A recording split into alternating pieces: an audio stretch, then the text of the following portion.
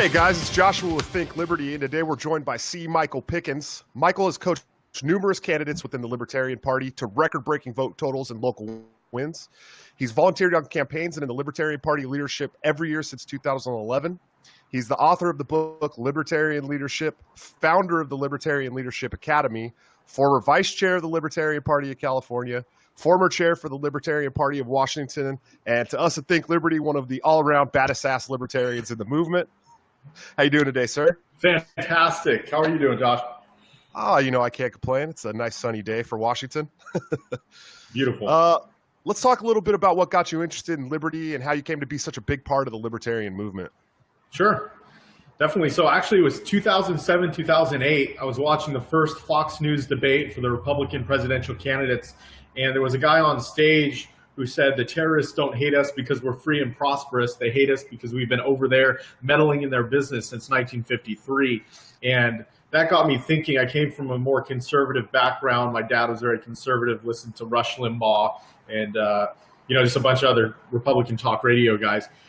And it really got me thinking. So I started doing more research because it was Ron Paul, right? So I started doing research on Ron Paul, watched some of his videos, learning more about libertarianism, all that good stuff. So that's how I kind of got started. Ron Paul lost the nomination. I got active in the Republican Party.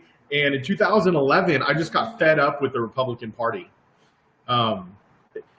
People don't realize until you get into it that there's lots of different factions within the Republican Party. Right now, you've got the neoconservatives or the warmongers, right, wanting to go overseas, big defense contractors, pro-war Republicans, establishment type Republicans, right? And then you got the social conservative Republicans as well that are against gay marriage, they're against a lot of civil liberty stuff, for the war on drugs.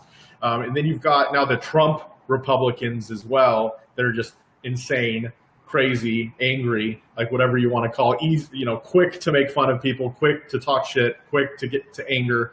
And then you've got the Liberty Republicans that are in there, right? Like Justin Amash, like Rand Paul, like Austin Peterson now just moved over, right? You've got all these factions fighting for control. And what I realized is that if I move over to the Libertarian Party, now when I go to Libertarian Party meetings and candidates and campaigns, I agree with 70 to 100% of everyone there, on different issues, right? Those Republican meetings, I would agree with maybe 20 to 50 to 70%, right? Just didn't matter, but there's a lot of the low numbers where you're arguing with these Republicans. It just gets tiring, right? You get tired of arguing with Republicans. So I moved over in 2011, and my very first event that I went to was the Libertarian Party California convention. And I showed up at the convention and there was no music, there were no banners, there was no signs, there wasn't any marketing, there wasn't brochures, like there was nothing. Registration was late. I wasn't feeling it. So I decided, you know what, and there was only 44 people there. And this is in the state of California. And I come from a business networking international chapter. I was a president. I owned my own company, property management company there. I was on the board of a chamber of commerce, right? I'm used to going to community events that have 500 people, at dinners and things like that. And I show up at this convention and it's supposed to be for the whole state of California and there's 44 people there. So I decide that I'm going to run for state chair, right? I can fix this organization. I have no idea how to run a political organization, by the way, and decided to run for state chair. I lost, but I ran directly after that race. I ran for vice chair, northern vice chair, and I won that. Barely won it, but I won it, right? It's a lesson that I've learned. If you fall down, you get up and you keep going, right? Okay, I lost chair. I'm going to run for vice chair. I'm just going to keep going. Persistence. Persistence, right? So I get elected northern vice chair, and I'm on the board of the California State Libertarian Party, and everyone there, none of them really liked me too much because I came on like, I'm going to run for chair. Here are all the places where you screwed up that need to be fixed. So they looked at me like I'm a Republican coming into the organization, going to take over. Someone actually said that when I was running for chair. She went up to the microphone and she just said, he's just a Republican infiltrator. He's coming in to take over our organization. Right? Seems to be quite a few people that believe that about a lot of libertarians. I've proven myself since then, and that person who said that, she has since, now we're friends, now we're close, because she sees, oh, he actually came over and he helped. He's helped a lot, right? So now it's good. Fast forward, right? 2011, 2012, Gary Johnson campaign. I had a business up in Washington, so I was going back and forth, Seattle, Sacramento, and I became the Washington State Director for the Gary Johnson campaign. And I learned a lot during that campaign.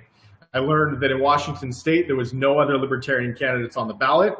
I learned that there was absolutely no infrastructure built in the state party whatsoever.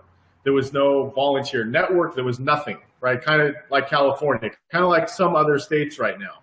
There isn't a whole lot of infrastructure or people active at the local level. Few pockets, but that was about it. So after that election, Gary Johnson lost. It was disappointing, right? You get excited about a campaign, and then what happened next is I started researching, okay, how do we win elections? How are we going to get a libertarian elected president?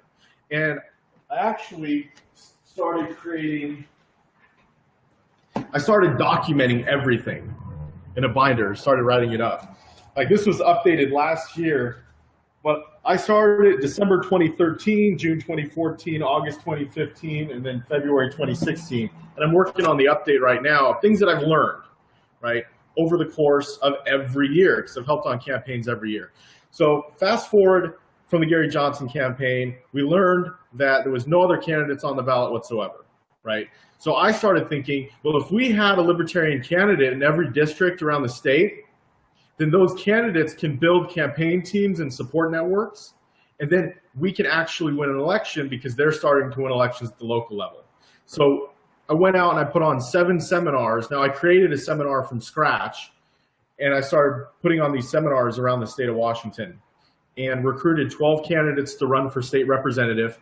Of those 12 candidates, 8 of them made it through the top 2 primary. 4 of them got over 30% of the vote. It was a really, really good election year for us, going from 0 candidates to 12, and then the next year, local elections. So from 12 candidates to 16 elections with 5 local wins, which was big. This is where we really figured it out. Don Myers out in Moses Lake, 26 years old, first time running for office. He went out, he got 2nd place in the primary, and then 1st place in the general election. He beat out the incumbent by 16 votes. And it was a real simple strategy that we used. And I'm going to tell everyone the secret to winning elections right now. It's really simple. Read a book, How to Win Friends and Influence People, and follow the instructions in there. Go out in the community, shake hands, make friends, right? Agree on issues that you agree on, overlook the issues that you don't necessarily agree on, and get people to try to like you. So I come at this Libertarian Party thing with a business mindset, right? And in business, people will do business with you, whether they know you, like you, and trust you more than your competition. And it's the same thing in politics. People are going to vote for you. They're going to vote for your candidate. They're going to donate. They're going to volunteer. They're going to support as long as they know you, like you, and trust you more than your opponent. Right. It's pretty simple. It's simple stuff. So Don went out in the community every single day. He'd be out after work knocking on doors. And it's funny because Caleb Dyer out in New Hampshire, state representative, who just switched from the Republican Party to the Libertarian Party. I went out to New Hampshire a couple months ago, and he did the same exact thing. The stuff that I teach, he was like, yep, I do that. I did that. That's how I got elected. I went out in the community, I knocked on a bunch of doors, and I shook hands. That's how I won. It's pretty simple, right? Made friends out in the community. So last year, 2016, we had 34 candidates in Washington State, record number, record vote totals. Gary Johnson, 5% of the vote almost, right? Stephen Nielsen ran for Public Lands Commissioner. As a Libertarian, it was a 7-way race, and he got 5.5% of the vote. Justin Murdo ran for Insurance Commissioner, which is another statewide race. He got 7.5% of the vote as a Libertarian. So we're making progress. Every year we're growing. Every year we're getting better. And we're doing things differently than what Libertarians have done in the past. So in the research that we've done over the years is that a lot of Libertarian candidates would only run one time. That's it. So now what we've adopted is that I won't help any candidate unless they commit to running for a minimum of 3 times. So that's big. right? Running for office 3 times. However, we got to think the first time we run for office, it's a learning experience. We're building the foundation. We're just starting to learn about the issues, maybe get the website up, right? We're talking to people. We're starting to build a volunteer base, a donor base, just getting going. The second time and the third time, that's where we really have an impact. Susan Marie Weber, who was elected mayor of Palm Desert City Council, who's also on the Libertarian Party of California Executive Committee now, she ran for office 4 times, and it took her that 4th time to actually win. So she attended almost every city council meeting for 9 years. She went out in the community, and she shook hands, and she talked to people, and she started building relationships. So now we're out where we're at right now. So we've taken this knowledge, right, along with Larry Sharp, along with some other candidates and volunteers who are writing courses, and we're putting it all into the online academy, right? So the online academy, we give free sponsorships away. You know, also people can donate $20 a month or whatever. We've got some other upgrades to the software. We've got a candidate tracker checklist. We've got a calendar. Hang on one second. Sorry, I got some windows open. That's all right. Yeah, so that's where we're at right now. We've got this online academy, and we've never had this in the Libertarian Party. And this has been one of our biggest hurdles. We get volunteers coming on board. They're all excited. We saw this last year with Gary Johnson campaign, using that as a big example, right? We got all these volunteers coming on board. They didn't put them anywhere. They didn't have training ready for them to go. They just said, well, go talk to people, or go, you know, there wasn't a whole lot of resources there for these new volunteers coming on board. So there's a few big campaigns coming up this next couple of years, and some smaller ones too, but they're going to have training courses for their campaigns. So let's just say hypothetically, Larry Sharp decides to run for governor in New York. And yes, so run for governor in New York. Every person who wants to volunteer for Larry Sharp's campaign, they'll get to go through a course that teaches them how to go out in the community, how to make friends, how to edify Larry Sharp in the community, how to talk about the issues the right way, right? How to be a great ambassador for the campaign, how to get media for the campaign. You know, all this training is there. It's available. Now we're creating a highly trained network of libertarian activists that can go out there and they can communicate effectively. They can build those relationships. Well, what would you say is the best way to recruit those volunteers to begin with, prior to even them coming to the Leadership Academy? Definitely. Okay, so the biggest piece of the puzzle that most libertarians miss is the final piece. Okay, so let's say you go in the community and you're talking to a business owner and you agree that, you know, the regulations are burdensome, there's way too high taxation, our B&O tax, L&I tax, we've got all these fees that we have to pay. They're like agreeing with you the entire time. And then they're like, okay, well, what are you on social issues? And you kind of agree like, oh, the government needs to stay out of that stuff. Great, so you just found a potential libertarian, right? Someone who agrees with us on more things than not. Now, this is the part that a lot of libertarians forget, right? They forget the ask, right? Now that we've agreed on this, can you help us fix it, right? That's the biggest thing. Can you help us fix it, right? Now they may say, no, I'm too busy, or they may say not yet, or they may say, you know, tell me more, or they may say, hell yeah, let's make it happen, right? Who knows what they're going to say, but we got to ask. And a lot of people are afraid to ask because they're afraid of rejection. They're afraid to get told no. But no doesn't mean never, it just means not yet, right? And this is sales. This is sales. So I go out to retail cannabis stores and I sell a product, right? A lot of different products. And there's stores that I've been back to 15 times, and it took 15 times of them telling me not yet for them to finally say, okay, we'll try it out, right? We got to stay persistent. That's what it's all about. We just stay persistent. Now, it doesn't mean keep bugging people and bugging people and bugging people, right? But if you find someone that you agree with and they agree with you, you just keep them in the loop as best as you can. Just communicate and keep building that relationship. What would you say to somebody, say somebody wants to get involved, doesn't want to get involved with the party, but wants to help someone who is? What advice would you offer somebody who's in that role? Okay, so there's like different categories of libertarian volunteers, right? There's the category of people who have a lot of money but don't have a lot of time, right? There's some people who have a lot of time but maybe not a lot of money. And then there's the big gray area, you know, the mix of those, right? So you just got to find out where they're at. So if they have a lot of time, then obviously they can help out, right? They can go door to door. They could be a PCO, precinct committee officer. They could help promote the campaign. They could play any of the roles that are in the academy training in the campaign team, right? Let's say someone, just like you said, they don't have a lot of time. Great, you can donate some money. Or, it's the thing, if they don't have a lot of time or a lot of money, what they can do is they can pick a couple people within the campaign and just encourage them. Now, this is a role that we need more people in this role. And actually, I believe every libertarian leader should play this role, is you find some people who are new or even, you know, have been in the party for a while, and you just encourage them. They go and they do something good.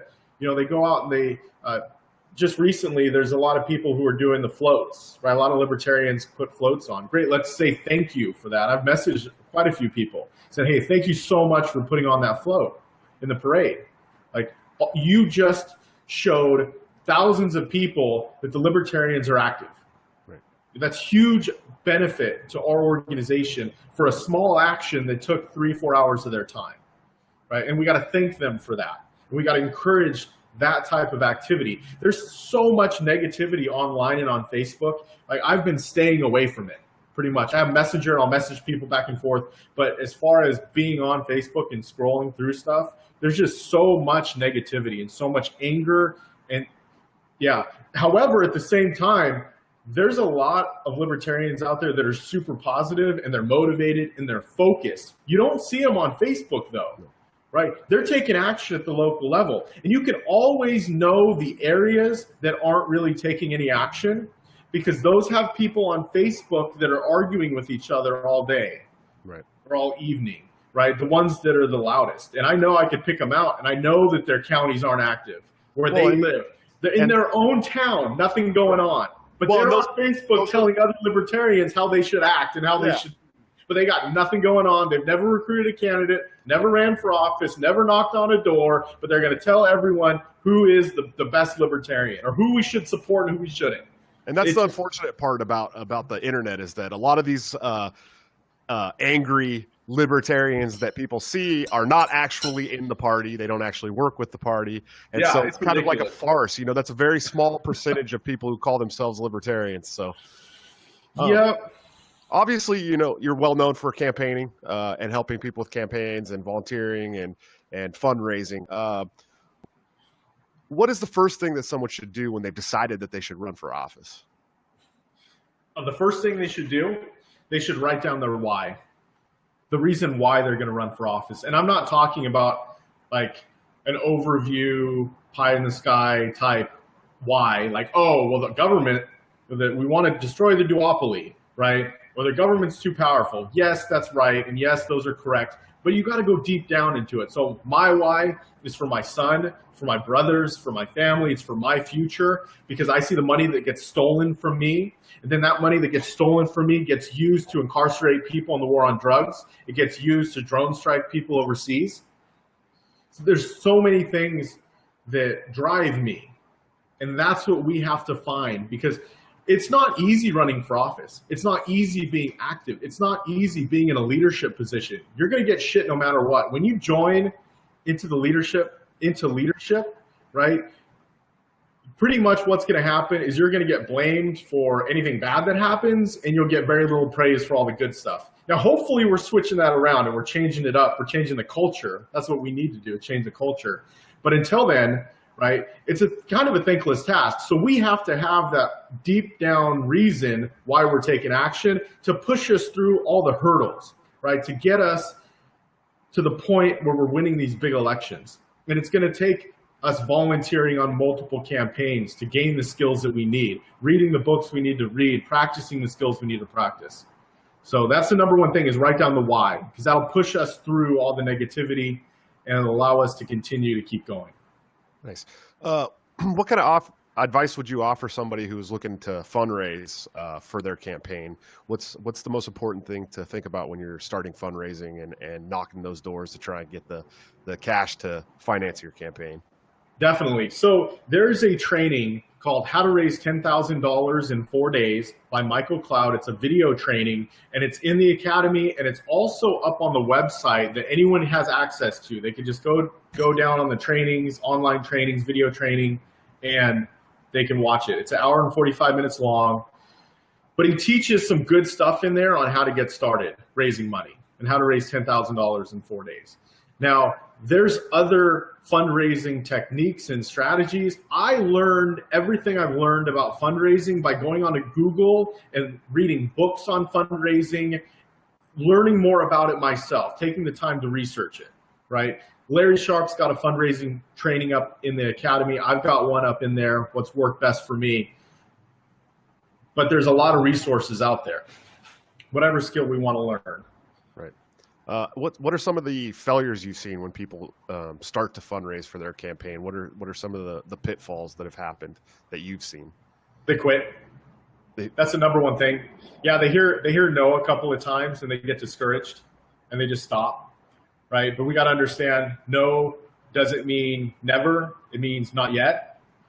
So we keep going. We keep pushing forward. If someone says no, they don't want to donate to your campaign, it's because they don't believe in it, right? They don't believe in the mission. They don't believe in your ability, right? So we have to give them confidence. Now, we can't get mad at them for not believing in us, right? We have to overcome that and give them reasons for them to believe in us. We have to find common ground, figure out what their concerns are, show them that we're going to be the champion of those concerns. And then if they donate $100 to the campaign, we're going to be able to get 1,000 rack cards, and we're going to be able to put their concern on every citizen's door in precinct 1, 2, 3, 4, 5. Right. That right there, once you master that skill of finding out what people care about, showing them that you can be the champion or your candidate is going to be the champion on that issue, and then show them how we can utilize their money to be the microphone and the loudspeakers for their issue to educate more people. So that's how we win elections, right? We get people to know us, like us, and trust us. And the know us part, that's where the money is needed, to the visibility, right? So there's another, 3-word saying. You've got know, like, trust, right? Which is great to remember. And then you have visibility, credibility, profitability, right? So the visibility part is for any new campaign, any new candidate, any old candidate really. We've got to focus on visibility. We have to have marketing to go out there, right? And there's not enough spent on marketing in libertarian campaigns, and then getting out of the word on the campaign, getting people to recognize the candidate, right? Know, like, trust. We can use real life examples, right? Don Myers going out there and, knocking on doors and showing up at Chamber of Commerce meetings and showing up at community meetings, getting to know people. That's the visibility part. And when he goes back the next time in 2 weeks to that same organization meeting, that's when the credibility part builds up. They say, oh, I remember Don from meeting him 2 weeks ago. He showed up again, right? And then you show up again. He showed up again. He really does care. He starts building the credibility. Like, you keep showing up and you keep showing up, and they see you at other events and they see that you care and you talk to them and you're concerned about their issues, right? That's where the credibility comes in. And the profitability, that is the votes, right? We have to look at profitability in a political aspect. So that's the supporters, the volunteers, the donations that come in, the votes that you're going to get, right? That's the profitability part. And if you're more profitable than your opponent, you win the election. If you get more people to know you, like you, and trust you and vote for you, guess what? You just won the election.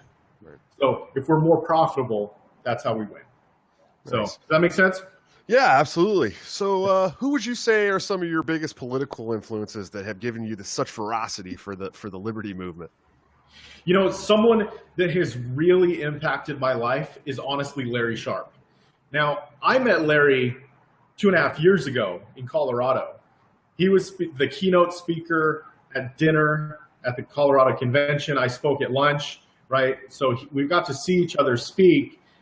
And after I spoke, he came up to me and he was like, "Oh, great job. This is awesome. We need more of this." And after I saw him speak at dinner, I was like, "Oh, this is awesome. We need more of this." And then we just kept talking. And he actually helped in other aspects of my life in organizing business contracts and sales contracts and working things like that out, because his expertise through NeoSage is business consulting. It's sales training. It's all this stuff, that we're teaching, right? So he's been doing this for 20 years. He has this experience. This is someone who we need in leadership. And now he's taken all those skills, and I'm sure you see it. His communication ability, his ability to lead and to organize, it's unmatched in the Libertarian Party right now.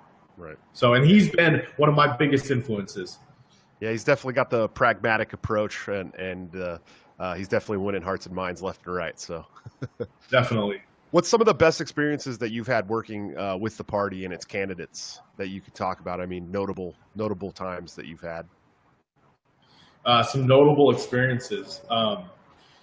Probably all the losses along the way, and then talking to the candidates afterwards, right after a loss, and just keeping them engaged, right, and learning how to do that, because we're going to lose along this process, right? And it's through those losses that we'll learn, through the mistakes that we make that we'll learn, and then eventually we win. A lot of people don't know this, but are you familiar with Nigel Farage and UKIP in the United Kingdom? No. Okay, you're not. Nigel Farage, in 2014, they elected a majority of UKIP members in the European Parliament. They just got Brexit passed, right? UKIP was founded in 1993. And since then, they have skyrocketed, right? They've grown dramatically. One thing that I found out about Nigel Farage is that he's ran for office 12 times. 12 times running for office, and he's only won 4 of them. And if you watch videos from when he first started running for office in the early 90s, it's night and day to what you see now. He looks like our other candidates that are running for the first time. When they go up and they talk in front of a camera, right? He looks like that. We have Paul Addis here in Washington State. He ran for state rep in 2014. He ran for lieutenant governor last year, and right now he's running for Kent City Council. But I remember in 2014 when he first went up to the microphone at convention asking for endorsement, and he was nervous, he was stuttering, right? And the video is still online. And then I just saw him speak, a couple months ago, and night and day, and he killed it on the microphone. He killed it up in front of the crowd. His presence was amazing, right? He's been attending Toastmasters. He's been speaking at community events. He was a completely different candidate than he was his first time running on his third time now. He just got featured in the Kent Reporter on the front page. Like, he's kicking ass in his campaign. And we have numerous libertarian candidates running for local office right now that are kicking ass here in Washington, right? That look like they're going to win their races. We won't know until November, but it looks like it's heading in that direction. So those are my biggest experiences, is going through those failures and learning. And being able to talk about these failures to new candidates and new activists and say, hey, it's not going to be that easy. There's going to be assholes that you're going to have to deal with. There's going to be, drama along the way. There's going to be Republicans and Democrats that you have to deal with, right? There's so much that goes along with this, and being able to encourage people along the way is what we need more of. Nice. Well, you've referenced it several times. I know it's your business, and I've known quite a bit about it. But let's talk about the Libertarian Leadership Academy and what can it do for those who are seeking leadership roles within the party? I mean, what kind of stuff does it offer for them? Definitely. So there are no full-time staff with the academy, which is why I set up the online academy, because anyone can log in at any time and get all the training. Because what I found, wanting the Libertarian Party to be successful, it was taking up a lot of my time from my businesses, which I really love. That's what I love doing. And I love political stuff too. It just doesn't pay, right? And that's good. So that's why we set up the academy. So anyone can go on there anytime and learn these skills. Now, for those of you wanting to get into leadership within the Libertarian Party, if you go through Larry Sharp's campaign team course on how to build a campaign team, you can use all of those positions within your local organization: a media coordinator, media team, right? Outreach team, membership team, volunteer team. There's all these trainings in there that you can learn those positions. Now, it's not just for you to learn them, But you can get other new members that are coming in when they say, I want to help. And you say, great, go through this, go to this website, sign up. You can sign up for free or you can donate. It's up to you.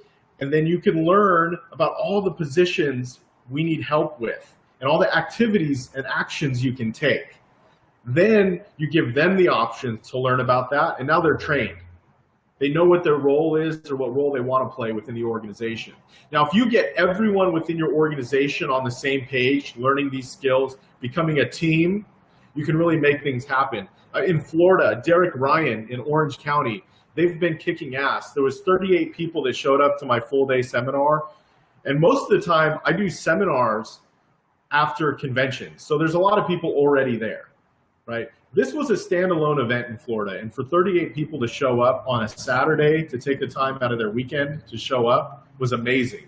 So there's some campaigns that they've got going on that I'm not going to talk about because they're not ready for that. But some local races where there's some huge opportunity and where they're going to have the team, a full team helping at a local level where we really need it. So these are exciting things. Nice. What are some of the courses offered throughout the Libertarian Leadership Program?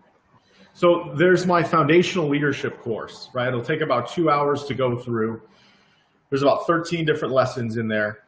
This is a condensed version of my live training, right? So this is where we go over how to overcome our fears, how to stretch our comfort zone, what skills we're going to need to learn along the process, and how to learn those skills and give us permission to learning those skills. Because a lot of the times, the thing that holds us back the most is ourself, right? It's the fear of stretching our comfort zone. It's the fear of doing something and failing or making a mistake and getting laughed at. Right? But if we go into understanding that every time we make a mistake, we're going to learn from it, we're going to get better, that's how we win. Right? So I teach that in that first course through all those different lessons. I also teach the non-aggression principle. I teach the philosophy of liberty, right? I go through the fundamental principles of libertarianism that can be used on any issue, right? You're a saint. You're an absolute saint. It's in there. The second training is the philosophy of liberty. Actually, no, the second training is your why. The third training is the philosophy of liberty, and then the non-aggression principle, right? And then we go into stretching our comfort zone and building ourselves up. Yeah, we want to fix, our country, right? We want to fix our state government. We want to fix our local government. There's a lot of things we want to fix in our communities, right?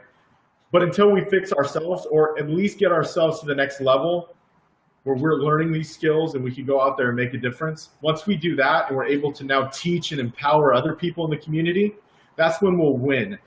Libertarianism won't become a dominant, or the Libertarian Party won't become a dominant political party until the culture shifts into one of personal empowerment. Larry Sharp talks about this a lot. We got to get people to believe in themselves, because right now the people who don't believe in themselves, they vote for government to take care of them, right?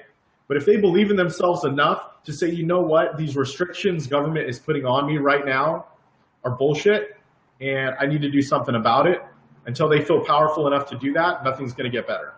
Right. And more people are getting this, and more people are coming over, and they're learning this, right? And it's through education that we'll win. Thomas Jefferson said it best, right? He said, he said, educate and inform the whole mass of the people. They're the only sure reliance for the preservation of our liberty, right? We have to educate and inform people about libertarianism. We have to go out and sell it. We got to show them what the benefits are to more freedom in their economic lives, to more freedom in their social lives, right? We have to go out there and educate. And then the other quote I almost started, right? Once we go out there and we educate more people and we start empowering more people, it does not take a majority to prevail, but rather an irate, tireless minority keen on setting brush fires of freedom in the minds of men. I know that if I just keep doing what I'm doing and I keep talking to people out in the community, I've gotten a whole bunch of new libertarians recruited lately, right? I'm continuing to do that out in the local community. If I keep doing that and setting these brush fires of freedom in the minds of men, eventually I'll have enough people. And if we look at the numbers in any given election, let's take an off year, right? So 2018 that's coming up, there's probably going to be about 30% voter turnout from the data that I've seen on off-year elections, right, in most states. Now, 30% voter turnout, and let's just say 70% of the population are registered to vote. So of those 70%, only 30% of those will come out. So maybe 20% of the population will actually show up to vote. Of those 20%, let's say there's only 2 candidates in the race. So if you get a simple majority, you got 10% plus 1. So 10% of the population plus 1 is deciding the fate of everyone. But that also shows me that if we could just get 10% of the population to vote for us, right, to believe in us, to know us, like us, and trust us, we can win elections. And it's not just that. Like 10% of the population is only 1 out of 10. So if you go out there and you start shaking people's hands and you only get 1 person out of every 10 people you talk to like you, to know you, like you, and trust you, we can still win. Like if that's 10%, you think that's a failure rate, but it's not. The cool part about this whole idea and concept of 1 out of 10 is that when you start going out there and talking to people, you may start out at 1 person out of 10 knows you, likes you, and trusts you, and they'll vote for you or vote for your candidate, right? But eventually you'll get 2 out of 10, and then 3 out of 10, and then 4 out of 10, because at 1 out of 10, you're like, shit, I got to read How to Win Friends and Influence People again. I've got to study it more. I didn't study it. I told Michael I'd read it, and I only listened to the first chapter, right? Obviously, I got some things I need to fix, right? So you start improving. You start learning. And at night, like 10 o'clock, 11 o'clock at night, this is when I do all my research and my reading and my studying, right? My writing. This is when you really level up. You level up your knowledge base, and then you take that knowledge and you go apply it the next day. Right? You write it down. You got little note cards. I've got little note cards that I write my notes on what I need to do, what I need to learn, what I need to practice, what I feel, what skills I need to improve on. So there's these things there. Nice. So that's pretty much all the questions I have. One more. If you had to sell libertarianism in 30 seconds, because we know you're the ultimate salesman, what would you say? So the first thing I would say is that what is one thing that you would like to improve in our government right now? And then I'd shut up. And just let them go. Just shut up and let them go. And then let them go. And they're going to tell you exactly how to sell them on libertarianism. Now, this is the thing, though. They may say the education system screwed up. And you're like, awesome. Well, how do you think we can improve it? And they'll say, we need to pay our teachers more. And we need to cut out these charter schools. And this school choice thing's really screwing things up. And we need to make sure that we have strong teachers unions, right? And then you may say, well, great. What's another thing that you'd like the government to improve upon? What's the next thing, right? And you just keep going. But you do it with a smile on your face, and you don't try to argue with them. And you say, what's the next thing? And what's the next thing? Until you find something where you can actually agree on, right? And then once you find something you can agree on, you say, that's great. I'm right there with you. I believe that as well. This is what we're doing. We're taking action to make this happen, right? Can you help us, right? Or would you like to talk another time, right? You don't need to sell them the first time you meet them, but as long as you find areas of agreement, that's going to start it off. And you can do that in 30 seconds with a question. I just posted a quote a couple days ago, and it was, the question is the answer. The question is the answer, right? To find out how to sell libertarianism to someone, ask them what they care about. Then you'll figure it out. You'll figure out how to sell it. So, well, Michael, thank you so much for coming on. Do you have any events, or you want to plug the website, let people know where they could find libertarian leadership at? And yeah, go ahead. Definitely. Okay, so you have libertarianleadership.org. I'm getting my fall schedule put together. There's going to be a bunch of live seminars. We've got Houston, Texas. I'm going to be doing a training at the Dale Carnegie Center in Houston, Texas. How to Win Friends and Influence People was written by Dale Carnegie. His training center in Texas is hosting me, which is freaking awesome. So there's that. There's going to be an event in Syracuse, New York. There's going to be an event probably in Birmingham, Alabama. And I'm looking to schedule some more events coming up for this fall as well. So there's going to be a bunch of live events going on. And I'm telling you right now, if you show up to a live event, you're going to get more stuff than what's on the online training. Because I go in depth, I'm able to answer questions right there. I'm very animated during the seminar, so they're not boring. And then we usually have drinks or we smoke weed afterwards. So darn, sounds terrible. Well, thanks again for coming on. Thank you guys for checking us out. Make sure you check us out on the website at thinkliberty.co or think pragmatic-liberty.com. They both go to the same place. Also, check out our YouTube channel. Make sure you subscribe there. Check out our sponsor, anarchothreads.com. And thank you again for coming on, Mike. Thank you for having me, Josh. I really appreciate it, man. All right. Have Keep a good doing one. what you're doing. Thank you.